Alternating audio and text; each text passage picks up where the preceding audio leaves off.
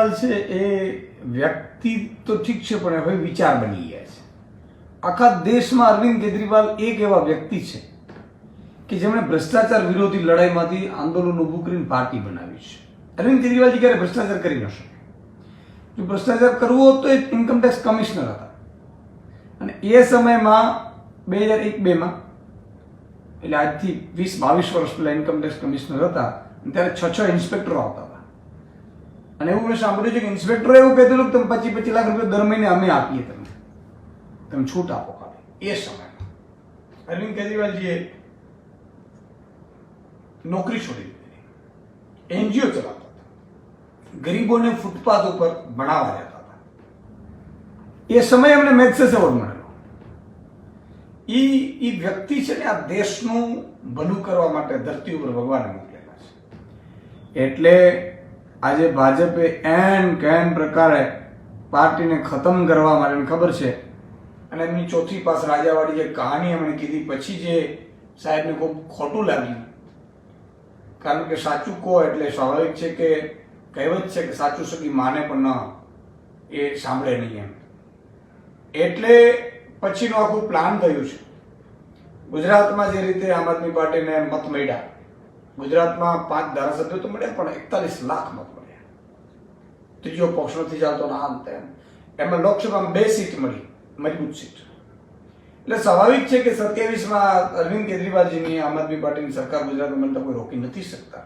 એટલા માટે હાથકંડા છે, પણ રોષ ખૂબ છે પ્રજામાં.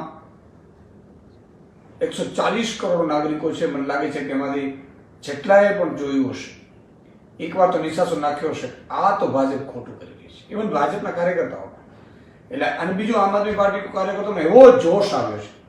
કેટલાક ઘણા સમયથી નારાજ બેઠા હતા પાર્ટીમાં, એ લોકો ઉછળી આજે વિરોધમાં આવ્યા કે સાહેબ અરવિંદ કેજરીવાલજીને જો આ લોકો જેલમાં નાખતા હોય તો પછી આ લોકશાહી બચશે નહીં. એટલે મને એવું લાગે છે કે ભાજપ જેમ ચેતરભાઈ વસાવામાં ભૂલ કરી, ચેતર વસાવાને ડરાવવા માટે ભાજપે પ્લાન કર્યો કે એક કામ કરો, આને જેલમાં નાખી દો, એમના પત્નીને જેલમાં નાખી દો. એટલે પરિવાર છે એ પ્રેશરમાં આવશે ને પછી ભાજપના નેતાઓ પાસે જાય, ભાજપના નેતાઓ એમ કે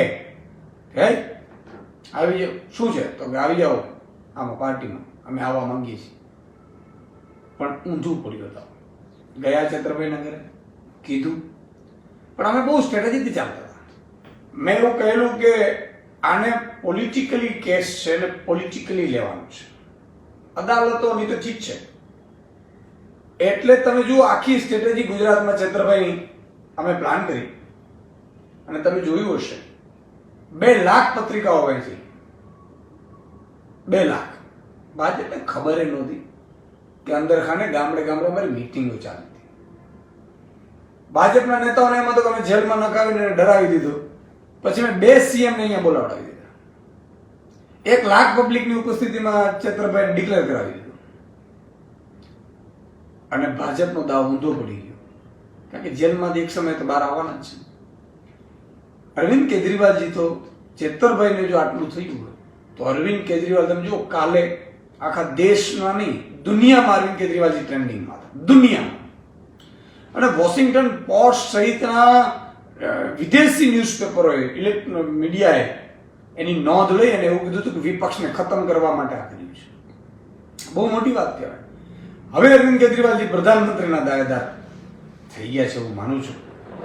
ભલે આ લોકો ડરાવશે, ધમકાવશે, જેલમાં નાખશે, પણ હવે બધા એમ કહેતા હતા કે હું નરેન્દ્ર મોદી કે બાદ હું તો આવી ગયા. આ નરેન્દ્ર મોદીની પાછળ જે બેઠા છે હવે એ દેશ ચલાવશે, અને એ આવશે એટલે દેશ અમેરિકન, જાપાન કરતા નંબર 1 બની જશે. એવું કાંઈ નથી. ભાજપ તો એને 6 મહિના પહેલા જ ઉપાડવાની કોશિશ કરી, ઉપાડી ગયો. હવે પીએમએલએ જે કેસ છે, અરવિંદજી બહુ સારી વાત કીધી હતી. તમને બેઠા ખડગેજી બેઠા હતા મિટિંગમાં કે પીએમએલએની જો હટાવી લે ને ધારાઓ, તો શિવરાજસિંહ ને વસુંધરાજી પણ નવી પાર્ટી બનાવેલા. હવે ઈડીને એટલી અબાધ સત્તા આપી દીધી. કેસમાં કાંઈ નથી. એક આરોપી છે જેને પકડવામાં આવ્યો, એ આરોપીએ એમાં ખુલાસો થયો, ઇલેક્ટ્રોલ બોન્ડમાં સારું થયું, સુપ્રીમ કોર્ટે આ બધું માંગ્યું ને થયું બહુ મોટો ખુલાસો થયો છે કે આરોપી છે એ આરોપીની ધરપકડ થાય છે, પછી આરોપી 25 કરોડની આસપાસ ફંડ આપે છે ભાજપને અને ભાજપ એને સાક્ષી બનાવી દે છે. અને એ આરોપી એમ કહે છે કે અરવિંદ કેજરીવાલજી અને મનીષ સિસોદિયાજી ને એ લોકોએ વિડીયો કોલથી મને કીધેલું. બોલ આ કે હું અત્યારે એમ કહું મને કોઈ ભાજપના મોટા નેતા છે એ એને 100 કરોડની મારે વાતચીત થઈ હતી વિડીયો કોલથી, તો એ કે કોર્ટમાં થોડું ચાલવાનું છે. એટલે તમે જો 13 મહિના થયા મનીષ સિસોદિયાજી જેલમાં છે.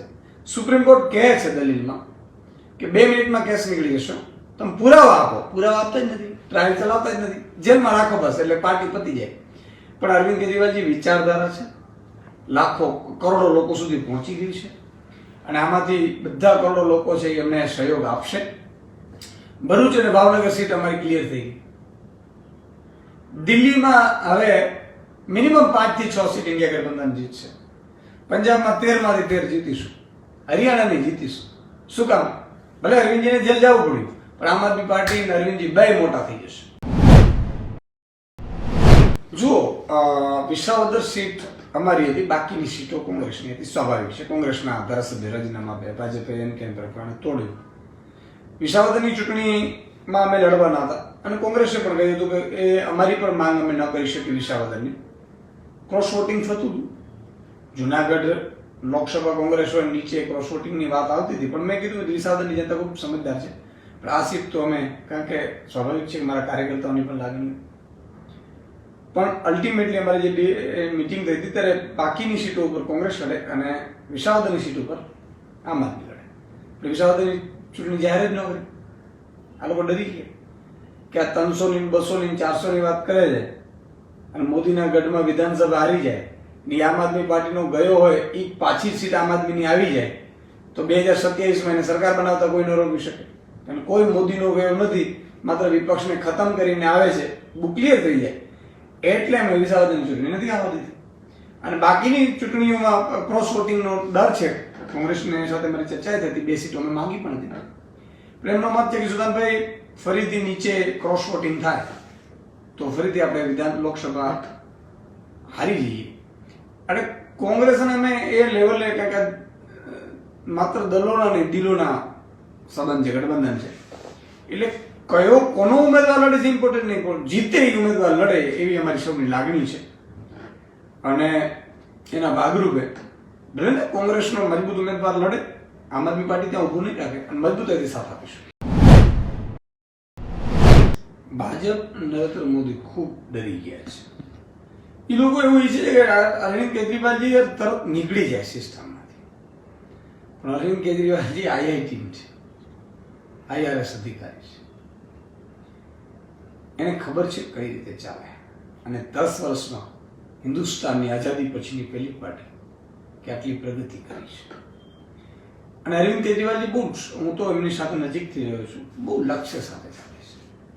અને એટલે અરવિંદ કેજરીવાલજી રાજીનામું નહીં આપે, જેલમાંથી ચલાવશે. આઝાદી પછી એ પણ થયું છે ને કે કોઈ સિટિંગ મુખ્યમંત્રીની ધરપકડ થઈ હોય, બહુ ખોટું કહેવાય, બહુ ખોટું કહેવાય. પણ આ તાનાશાહી છે. ભાજપના કાર્યકર્તાઓ તાળીઓ પાડે છે ને કેટલાક. હું એમને કહેવા માંગુ છું કે જ્યારે તમારો તાનાશાહ તમને ખતમ કરશે ને ત્યારે બચાવનાર કોઈ નહીં.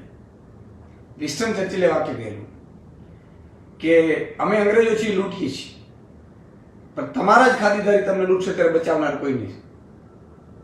અને ખરેખર વાક્ય સાચું પડવા જેવું છે. આ લોકો લૂંટી રહ્યા છે, બચાવનાર કોઈ નથી. અંગ્રેજોને ગાળો તો દી શકતા હતા. આ લોકો તો દેશપ્રેમના નામે ચડે અને દેશને વેચે. એમ આ જ ભાજપના લોકો પછી ચીસો પાડશે તાનાશાહથી છોડવા માટે, છોડવા માટે. મારી ભૂલ થઈ ગઈ, મારી ભૂલ થઈ ગઈ.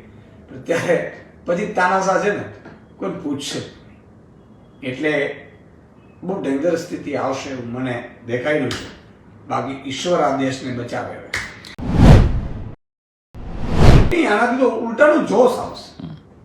કોઈ પણ નેતા જેલમાં જાય ને, લીડર, એટલે આખી 3 પ્રકારે વોટરમાં જોશ આવે, વોટર ન હોય બીજી પાર્ટીને, મતલબ ભાજપના ઘણા કાર્યકર્તા, હું સોસાયટીથી બહાર નીકળ્યો ત્યારે કીધું કે બહુ ખોટું થયું ભાજપ. હું ભલે ભાજપમાં છું પણ ભાજપ આવું કરે છે તો બહુ ખોટું છે. એટલે એમાં એક સારા લોકો હશે ભાજપના, એ પણ વોટર આમ આદમીને કરશે. અને ત્રીજું કે આમ આદમીમાં વિશ્વ લેવલે અરવિંદ કેજરીવાલ અત્યારે એસ્ટાબ્લિશ થઈ રહ્યા છે, એટલે આખા દેશમાં હવે આમ આદમી ફળી ફૂટશે એવું મને લાગે છે.